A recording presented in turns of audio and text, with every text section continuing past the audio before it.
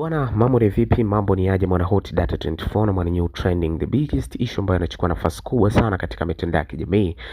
Ni jambo ambalo limeweza kutokea hapa Tanzania kwa kuweza kupata mshiriki mpya kwenye mashindano au tuzo kubwa sana duniani za BET au Subana, ambazo hizi ni tuzo ambazo zinaheshimika kwa ukubwa wake mkubwa sana, na zimekuwa ni BET Awards ambazo humu ndani kuna washiriki wakubwa sana kutoka nchi tofauti tofauti duniani kote. So Abigail Chams amepata nafasi ya kuwa artist ambaye anawania katika kategori ya Best New International Act kwenye BET Awards, ambazo hizo bwana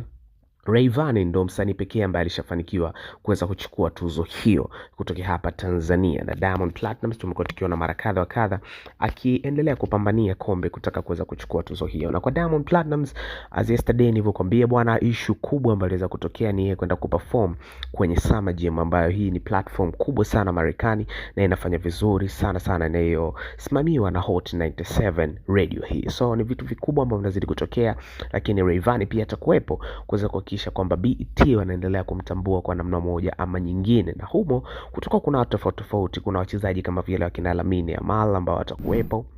na wengine wengi. So ni mashindano makubwa, ni tuzo kubwa ambazo zinaenda kumfanya Abigail Chams aendelee kuwa mkubwa zaidi, kama ambavyo anamlinganisha na msanii kutoka South Africa ambaye anaitwa Tyler.